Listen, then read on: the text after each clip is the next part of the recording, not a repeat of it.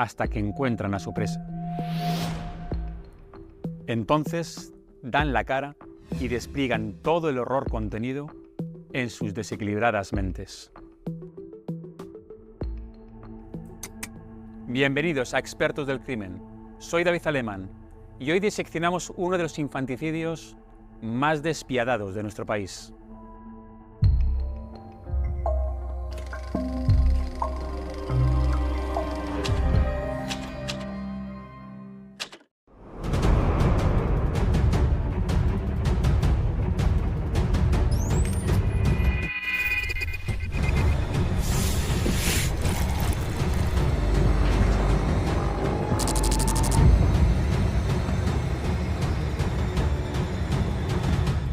Laia Alsina es una niña de 13 años que vive felizmente con su familia en Vilanova y la Geltrú. Sus padres la adoptan en China cuando solo tiene 14 meses. Es una niña alegre, buena estudiante, hace una vida muy normal.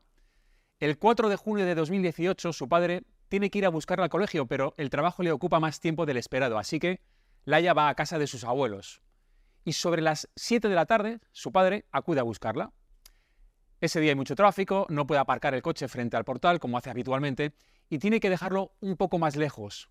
Eso sí, llama al interfono, avisa a su abuela para que la niña baje y vuelve al coche. Pasan unos minutos y ya se empieza a extrañar porque no ha bajado Laia. Vuelve otra vez a llamar al interfono y la abuela le dice si Laia ya ha bajado hace tiempo, pero ninguno de los dos la ha visto salir del portal. ¿Dónde está Laia? ¿Se ha perdido en un descuido? El padre ya está desesperado y hace 2 llamadas. La primera a los Mossos. No puede perder tiempo. Hay que encontrar a la pequeña Laia. Finalmente presentamos denuncia. La madre en policía local y el padre la presenta en Mossos. Piensan que exactamente lo mismo que yo, que no ha salido del edificio. Entonces yo le aconsejo mirar zonas comunes donde pueda estar. Estamos hablando de zona de ascensor, estamos hablando de la terraza, esos espacios donde se puede haber escondido, ¿no? Me dice textual que esos espacios ya estaban revisados y es cuando yo le aconsejo que vayan piso por piso y que las personas que ocupen esos pisos hagan el favor de abrir la puerta. La segunda llamada es a Sonia, la madre de Laia. Imagínense cómo recibe la pobre madre esa noticia. Esa tarde yo estaba en casa y sobre las 7:30, 8 menos algo, me llamó el padre de los niños diciéndome que no encontraba a Laia. Está con nosotros Alfonso Ojea, bienvenido. ¿Qué tal? Bienvenidos vosotros. Alfonso, cuando pierdes de vista a un hijo, cualquiera que sea padre, sabe que ya se te cae el mundo a los pies, aunque sea un minuto nada más. Pero claro, en este caso además se suma la incertidumbre de decir, pero es que bajaba de casa de sus abuelos, que son apenas un par de pisos, y no ha salido del portal. ¿Dónde puede estar? La incertidumbre inicial y la certidumbre después de que no había salido del inmueble. Claro. Y eso es lo que realmente pues hace que los padres y los familiares se pongan en marcha. Cuando se supera esa incertidumbre, ¿dónde está Laia? Si todos los días sale de casa de sus abuelos, cuando yo llamo al portero automático, el padre, y baja para montarse en el coche, si no ha salido del inmueble, tiene que estar en el inmueble. Cuando asumieron esa certidumbre, esa realidad de que estaba en el inmueble, pues estamos todos seguros de que todo ese mundo en el que vivían pues se vino abajo, ¿no? Y es verdad que además los familiares enseguida se ponen en marcha, ¿eh? En ese momento la alarma es máxima, los familiares de Laia siguen las instrucciones que les han dicho los Mossos, es llamar a todos los vecinos, y eso es lo que hacen. Llaman puerta por puerta, piso por piso. Llegan al primer piso, al primera, y les abre un vecino. Este vecino les abre, aparece con una toalla de baño, era evidente que estaba recién duchado, y él mismo dice que lo que hace es que viene a hacer deporte y que se acaba de duchar, que qué es lo que quieren. En aquellos momentos esta persona no despierta sospechas. Laia sigue desaparecida, todos la siguen buscando, se ha perdido Laia, se ha escondido. La realidad es infinitamente peor. Y Sonia, su madre, recibe la fatal noticia. Llamaron por teléfono y dijeron que habían encontrado a la niña. Recuerdo llegar allí Recuerdo golpes en el portal, golpes muy fuertes. Era el padre de mis hijos y me decía, la han matado, la mata, la mata. ¿Cómo es posible? ¿Laia baja de casa de sus abuelos y alguien la mata en ese trayecto? Vamos a rebobinar un instante para volver a ese momento, al momento de la búsqueda de Laia. Tras comprobar los familiares todos los pisos del portal, los tíos de la niña se deciden por una segunda ronda y hay un vecino que no les había dado buena impresión. Y de nuevo llaman a casa de ese vecino, Juan Francisco se llama, el primera. Y esta vez algo les llama poderosamente la atención y es un fortísimo olor a lejía que hay en la casa. El suelo totalmente fregado. Y ven en un rincón un cubo con una fregona. Y en el interior de ese cubo, agua rosada. Y en ese instante lo ven todo claro. Se les cae el mundo encima. Los tíos intentan entrar, él se resiste fuertemente. Los tíos son 2 tíos, finalmente lo consiguen, franquean la puerta, entran y se encuentran con una escena dantesca. Se abalanzan sobre él, le pegan, él se pone a llorar. La escena es brutal. Y cuando llegan los Mossos, incluso tienen que intervenir para salvarle la vida. Esta persona permanecía sentado en el pasillo y no paraba de repetir que no tenía nada que ver con esto, que no lo había hecho. Alfonso, la intuición de los tíos no les falla.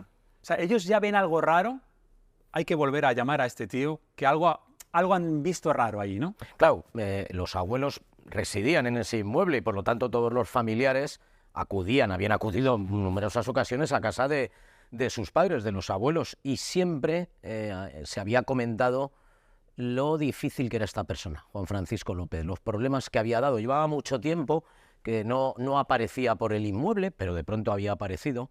Cuando el padre está con los Mossos en la primera vez que a esta persona se llama a su puerta, que aparece con la toalla recién duchado, esto ya no levanta sospechas entre los Mossos, pero entre los familiares sí, porque los familiares saben, los típicos comentarios de cualquier comunidad de vecinos, que esta persona es problemática y por eso no lo dudan, por lo que directamente acuden al domicilio, claro.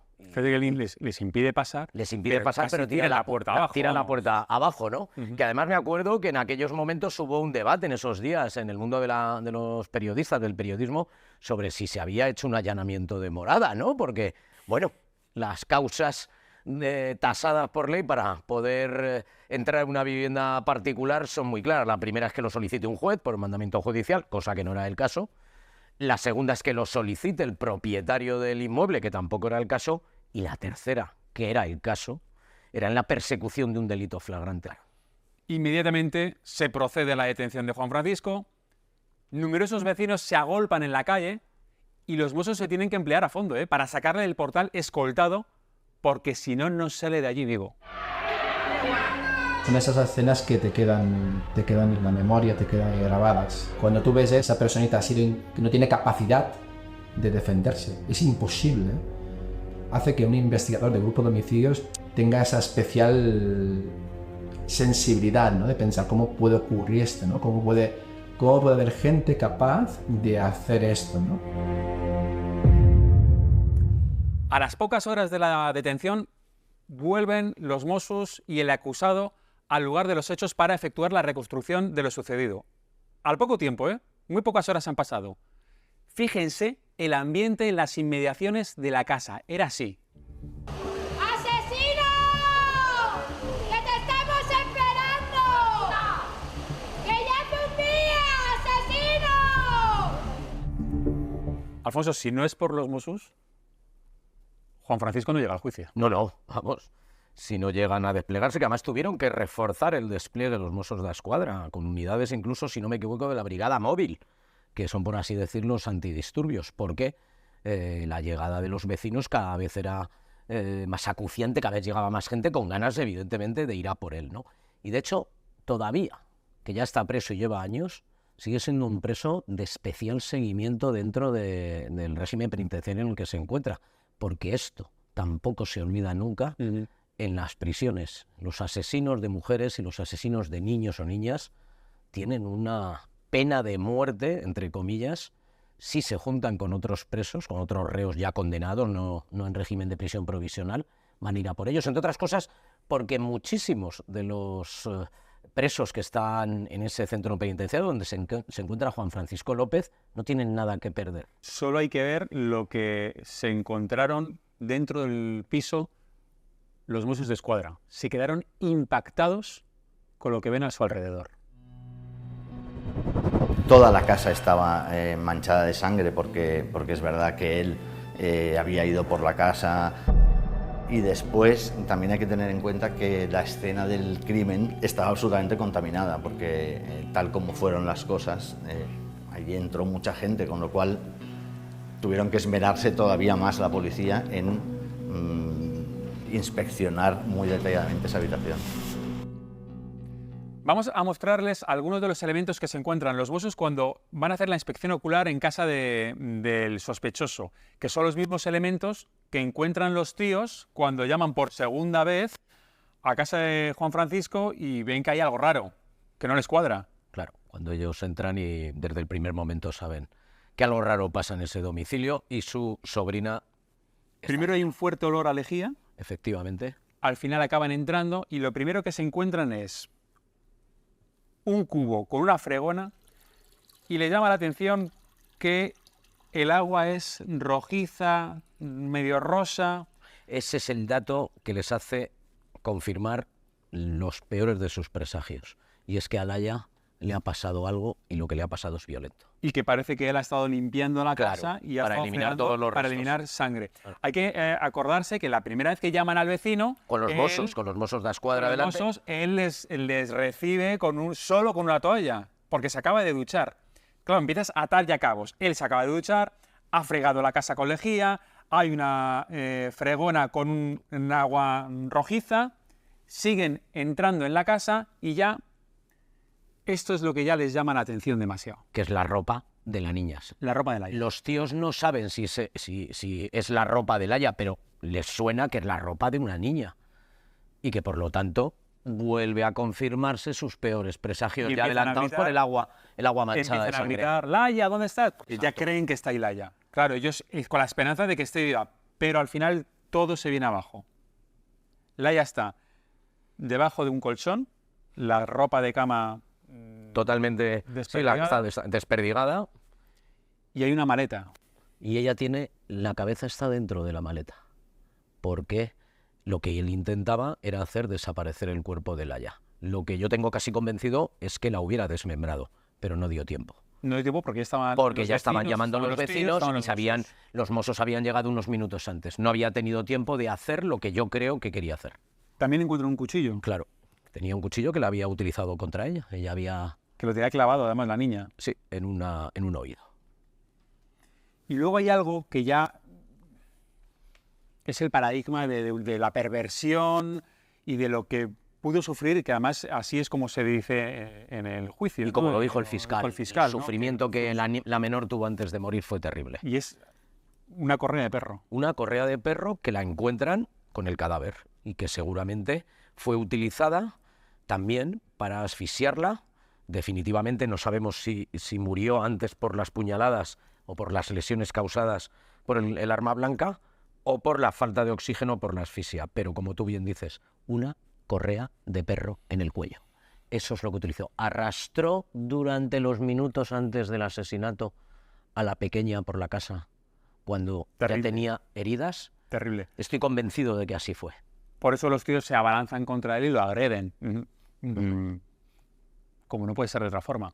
Durante esa inspección ocular se comprueba que el asesinato de Laya no es casual. Juan Francisco espera la oportunidad de meter a la pequeña en su casa. Solo hay que ver a qué se dedicó durante todo ese día Juan Francisco. En el ordenador portátil se encuentran cosas muy interesantes. Vemos que hay una serie de búsquedas, incluso antiguas, de un año anterior. Él hace ya una búsqueda de contenido pornográfico infantil. Esto ya lo está dibujando ante qué perfil criminal tenemos delante. Vemos además, como elemento muy importante de la investigación, qué es lo que hizo ese 4 de junio, qué es lo que hace con el portátil. y vemos que ya de buena mañana, sobre las 1:30 de la mañana, él ya está haciendo búsquedas de ese mismo contenido. Además, de forma repetitiva, no estamos hablando de un vídeo, 2 o 3, estamos hablando de más de 10 vídeos de contenido sexual de tipo Shemel o travestismo o Ladyboy, como se cree. Pero si a todo eso añadimos que tenemos imágenes de la policía local donde vemos que Juan Francisco se le ve justo sobre las 5 de la tarde, digamos que justo enfrente del edificio hay un bar, además muy popular dentro de Vilanova, es con imágenes interiores, donde lo que vemos es a Juan Francisco que entra sobre las 5 y 7 minutos de la tarde, curiosamente a la misma hora que Laia sale del colegio, y permanece en ese local hasta las 5:30 aproximadamente. Y esas imágenes son muy interesantes porque él viene a justificar o viene a argumentar su conducta en el sentido que había consumido mucho alcohol, había consumido muchas drogas, pero sin embargo nosotros lo que vemos es que la actitud que él tiene dentro del local es absolutamente de normalidad. ¿Y por qué eligió Juan Francisco a Laia? Cuando los investigadores revisan sus últimos movimientos antes del crimen, dan con una pista, y es un sello en un pasaporte, y eso les da la clave. Uno de los elementos que a mí también nos llama mucho la atención es se recupera el pasaporte de Juan Francisco. En ese pasaporte vemos que hay un sello de China, luego de China, en el que vemos que Juan Francisco justamente el mes anterior entra en China el día 12 de mayo y permanece en China hasta el día 29 de mayo. A nivel de amigos, a nivel de familia, él argumentaba ese desplazamiento a China por cuestiones profesionales. Llegó a decir que quería montar un restaurante chino, que bueno, es lo que él decía, ¿no? Pero lo que sí tenemos muy claro es que él tenía un perfil a nivel sexual en cuanto a mujeres de esa tipología, ¿no? De origen asiático, de origen chino, ¿no? Que esto además cuando tú haces el vaciado del ordenador portátil se confirma. Por tanto, yo no voy a cuestionar si realmente hice desplazamiento a China por cuestiones profesionales, pero lo cierto es que hay una coincidencia respecto al perfil de mujer que a él le gusta. En este caso no es una mujer, es una niña.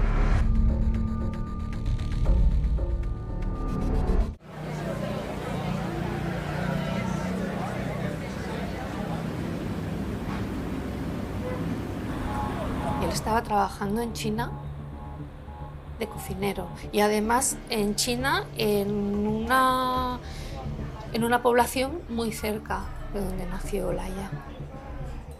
Esto es importante porque igual que europeos somos los alemanes, somos los españoles, pero tenemos rasgos físicos diferentes. En China es muy grande y cada región tiene unos rasgos físicos diferentes también. Y él estaba muy cerca trabajando de donde era Laia.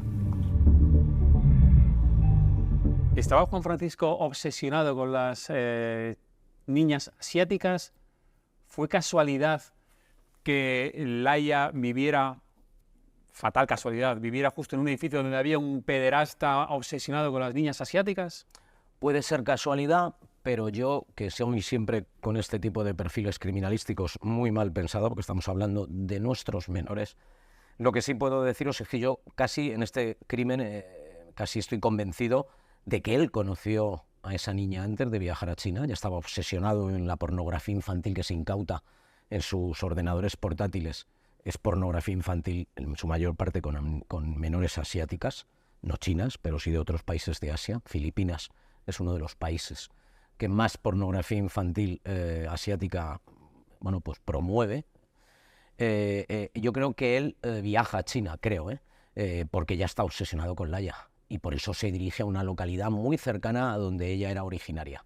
O sea, lo que el crimen dejó claro es que él sabía mucho más de la niña de lo que en un principio la propia familia sospechaba o incluso los investigadores. Y la instrucción judicial y la investigación de los Mossos de Escuadra, por lo demás exquisita en lo criminalístico, dejó claro que algo había más allá. ¿Tú crees que no fue casualidad, sino que fue una consecuencia? Yo creo que fue una consecuencia. Que él se obsesionó con Laia y entonces ya viajó. Exacto. Yo creo que él se obsesiona con la menor. Él es un pederasta, por lo tanto un agresor sexual de menores, y sobre todo con niñas asiáticas. Vuelvo a decirlo, lo confirman esos archivos que estaban en su ordenador portátil, y busca el mejor día para hacer el secuestro y asesinarla. Pues a pesar de todas las evidencias que indican que claramente estaba acechando a la pequeña, la versión de Juan Francisco fue muy diferente. Juan Francisco, cuando nos llama y nos dice que recuerda lo que ocurrió y nos pide que vayamos a verla a prisión, nos desplazamos, él nos cuenta una historia que Juan Francisco tenía muchos problemas en la cabeza por culpa del consumo de drogas, y él tenía una obsesión, y era que entraba gente en casa y se les llevaba cosas. Él cuenta que una de las veces que entra en casa va corriendo al lavabo, y que cuando está en el lavabo oye un ruido y sale pensando que ha entrado un ladrón, y cuando llega a la habitación donde se encuentra finalmente a Laia, él le parece que es un ladrón la persona que está ahí, y tiene una pelea con el ladrón que intenta huir. Estoy drogadísimo y lo primero que pienso es que ha entrado alguien al piso. ¿Y cómo ha entrado la niña al piso? ¿Ha forzado la puerta?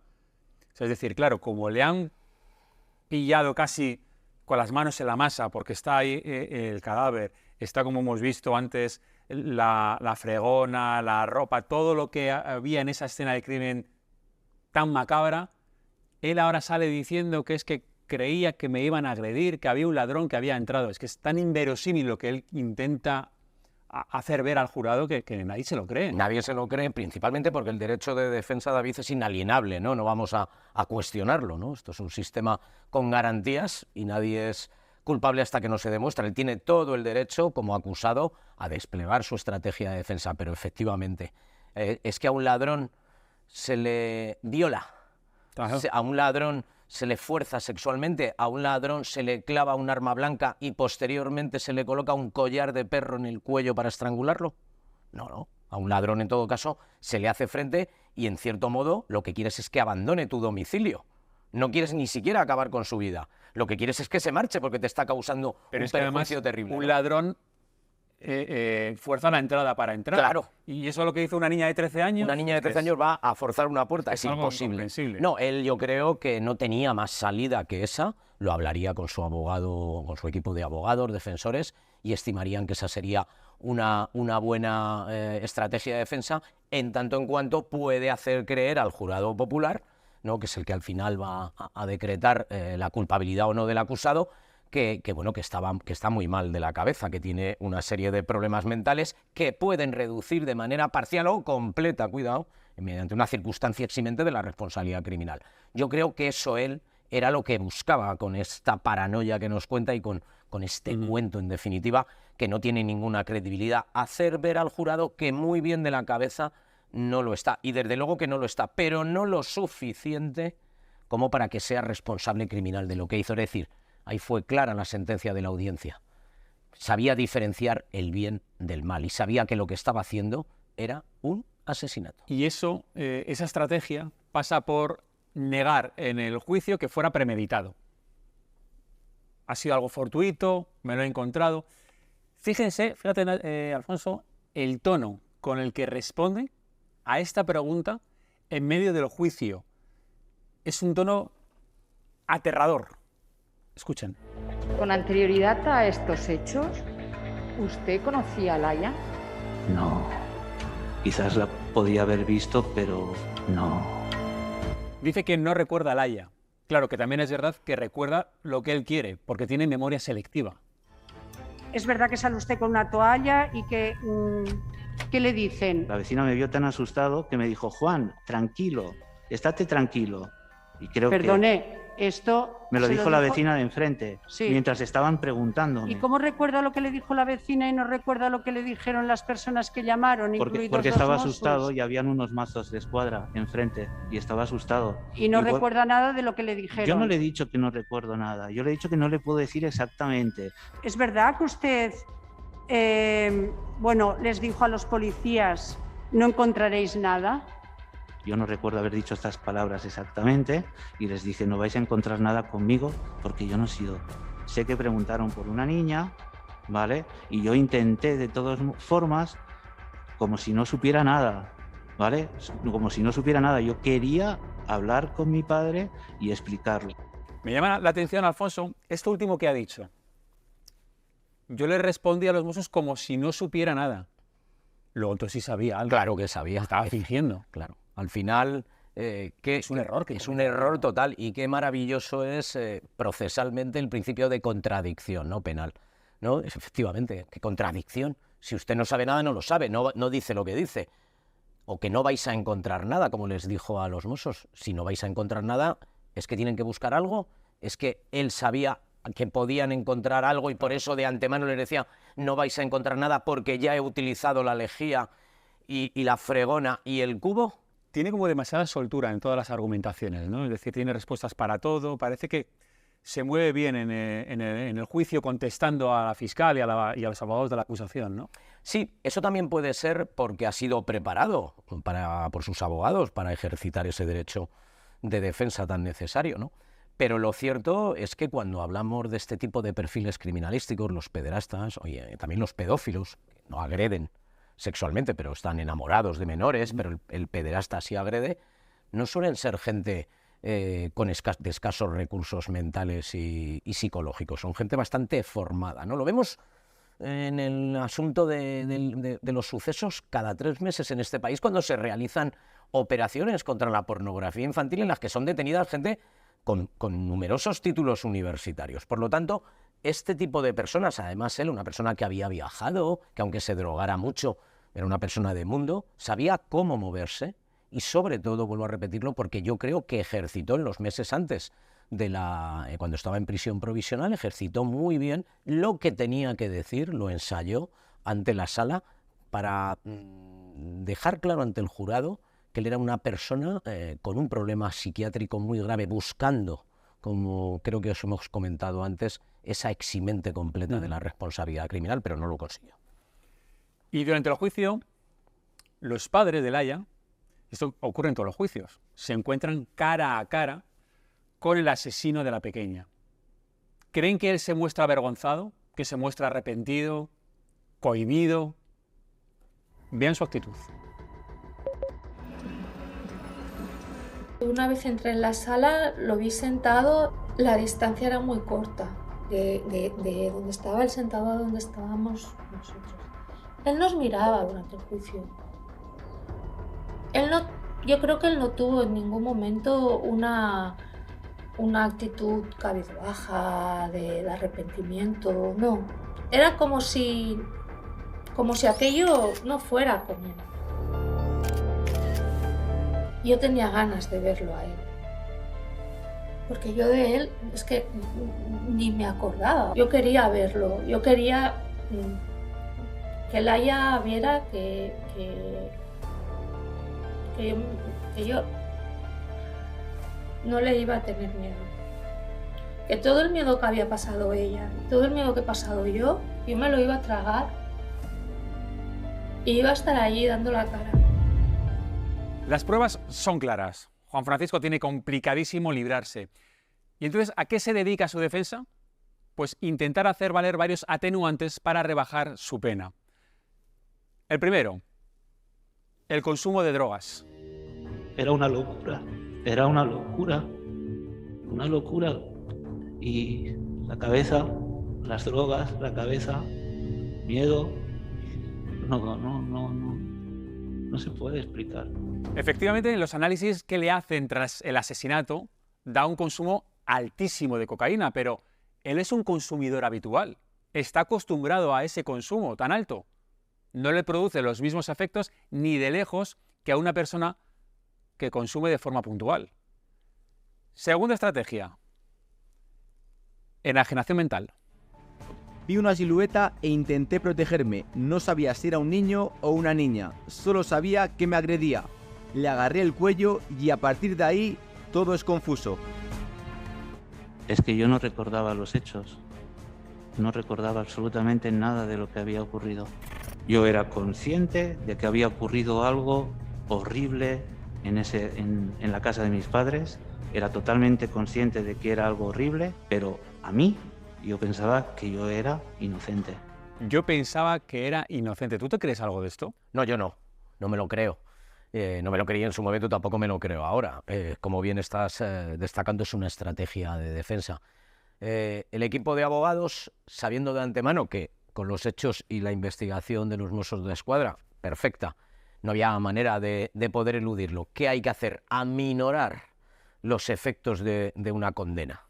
¿Y cómo se aminoran? Bueno, pues intentando que haya eximentes, circunstancias eximentes, parciales, no completas, de la responsabilidad criminal. Y evidentemente alguna de esas eximentes puede ser el consumo de drogas y la enajenación mental. Cuando te han cogido, lo único que te queda ya es, pues eso, alegar que estás fuera de ti, que no eres consciente de lo que haces. Y va ahora el tercer punto de la estrategia, que es el victimismo. Después de haberse mostrado impasible durante todo el juicio, ahora nos da una versión melodramática. ¿Qué voy a hacer? Si estaba el cuerpo ahí, me detienen, empiezan a decirme qué has hecho a la niña, qué has hecho a la niña, qué has hecho a la niña, y yo estoy diciendo, yo no he hecho nada. Entonces, ¿usted no percibió que era un ser pequeño, un cuerpo pequeño, menudito? Cuando estoy intentando recoger todo lo que había por el suelo, yo recuerdo que no podía con el cuerpo, no tenía fuerzas. Es que no hay quien se crea nada de lo que dice este tío. ¿Cómo que no tiene fuerzas para coger el cuerpo pequeño de Laia? ¿Dónde quiere ir a llegar? ¿A parar? Pero si las tuvo, como la sentencia deja claro, para introducirla en el domicilio por la fuerza, para apuñalarla, para forzarla sexualmente y violarla, y después para colocarla, como decía antes, hasta un collar de perro en el cuello. Y por supuesto introducirla debajo de uno de los colchones en una de las camas. Ahí sí que fue consciente de lo que el cuerpo pesaba, que como bien decía la fiscal era nada, absolutamente nada, porque era una niña de 13 años. Lo que no puede finalmente es introducir el cuerpo de Laia en la maleta. No puede. Que es lo que intenta. Eso sí que es lo que al final no puede, pero yo creo que no puede porque, entre otras cosas, ya están los vecinos y los familiares de Laia llamando a la puerta. Y porque la maleta tampoco tenía las dimensiones, tendría que haber seguramente desmembrado el cuerpo, como hemos visto en otro tipo de crímenes, para poder introducirlo. Yo creo realmente que ese era el final que él quería para ese crimen. Haber desmembrado el cuerpo de la pequeña, haberlo introducido en esa maleta y haberlo hecho desaparecer.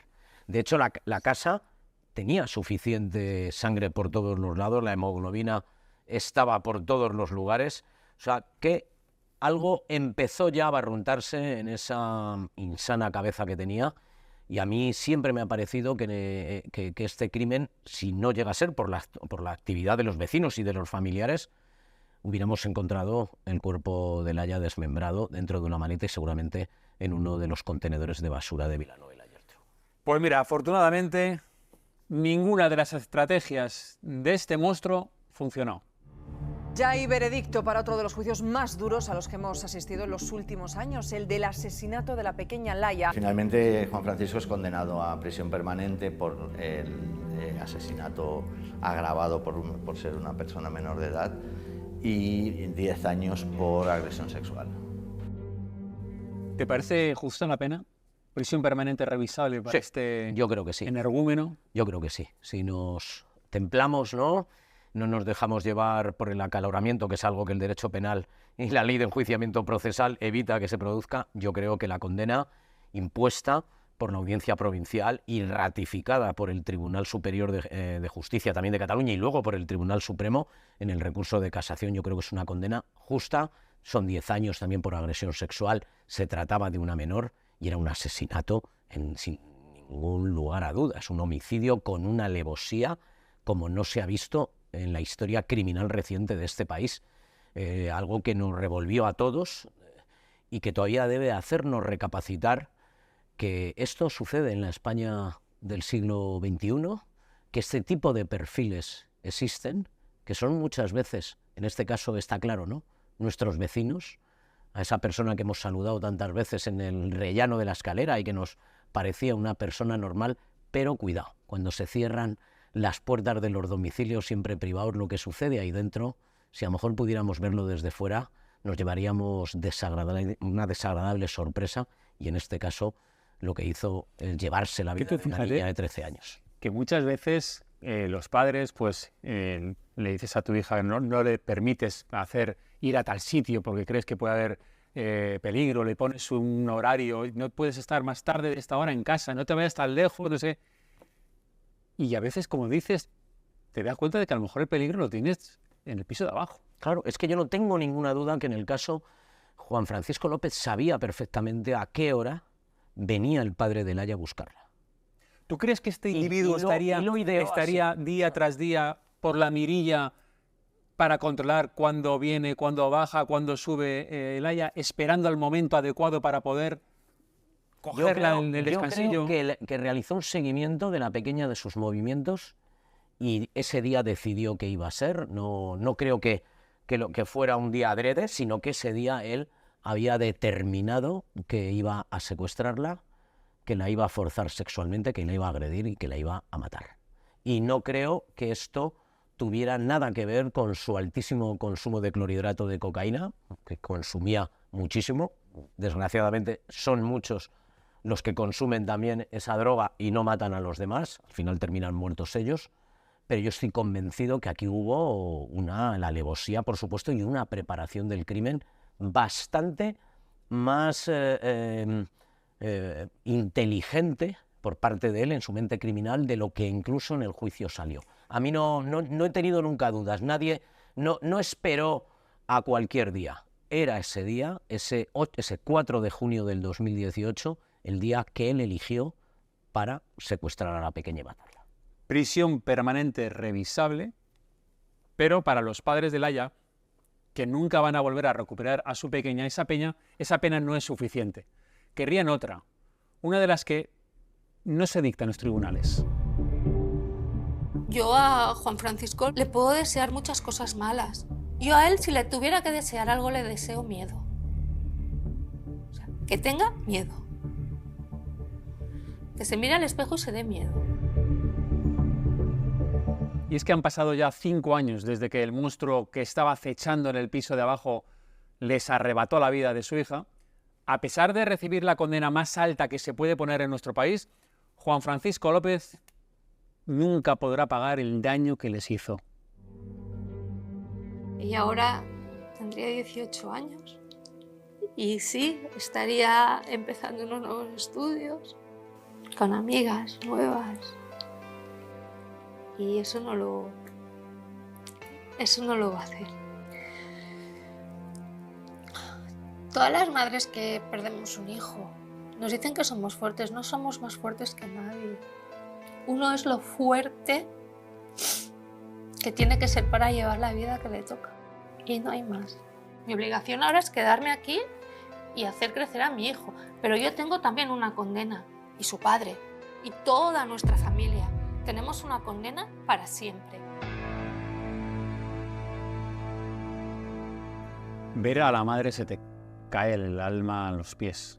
Totalmente. Y además voy a hacerte una confesión. Siendo padre como soy de 2 niñas adoptadas en China, ya son bastante más mayores, y estaba viendo ahora la foto de Laia,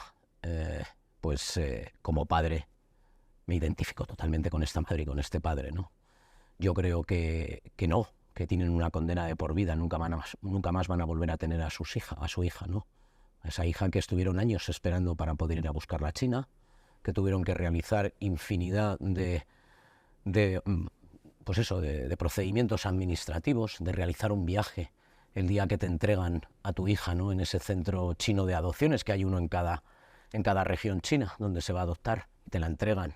Desde una señora de ese centro la lleva en brazos y te la entrega, y desde ese momento como padre ya la tienes, es tuya. Esos momentos que son para los padres adoptantes impresionantes, como lo son para los padres biológicos, asistir al parto, ¿no? Eso me reconcome por dentro.